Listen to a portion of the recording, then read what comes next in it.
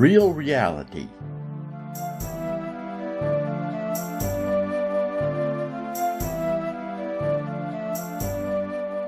At Platteville, Erie, Sherry and I became involved in the Walk to Emmaus, a 72-hour retreat that built spiritual discipline through weekly group meetings. The church youth were clever, talented kids who enjoyed putting on skits, and the previous pastor had started a praise band for contemporary worship.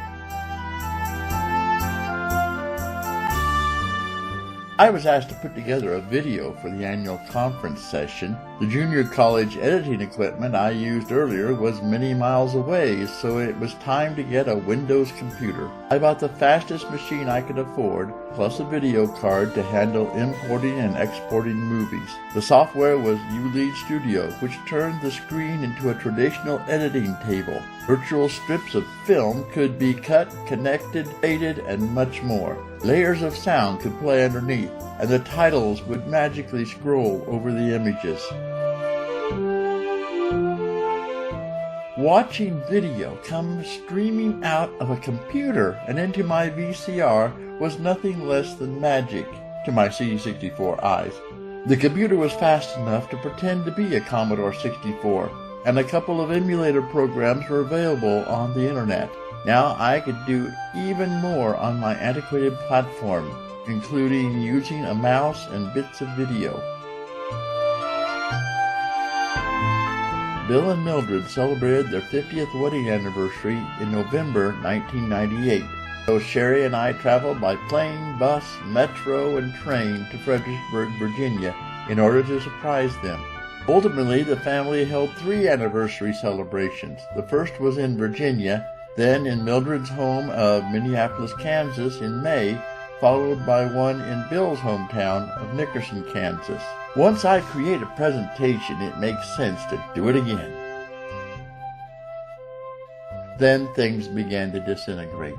A couple of church members wanted altar calls. I told them we do altar calls every month. It's called communion. The praise band wanted a celebratory service, while a number of people wanted to stay traditional. I organized 2 services, which pleased no one. The congregation picked sides and a big blowout ensued. Several tithing families left for other United Methodist churches. I realized that my salary was not going to be underwritten by the reduced church income. My metaphorical boat didn't even have a motor, and now I was frantically rowing upstream. Dad's cancer entered the final stage. We drove to Fredericksburg and Dad looked terrible. Mom's macular degeneration greatly limited her abilities. Back home, I met with my bishop to discuss the situation at the church and my own difficulties. We took family leave so we could be with Dad and Mom through the struggle. When we moved to Fredericksburg, Dad went to his doctor in Charlottesville and got the really bad news. Chemo wasn't working. His cancer was in his bones. And I discovered that living with grown parents through illness is a great way to face years of mother and father issues.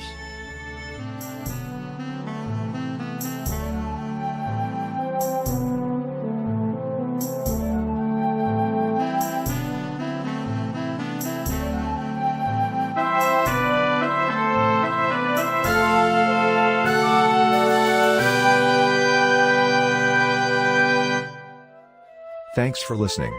Be sure to click like and subscribe to hear more of Dave's life in music.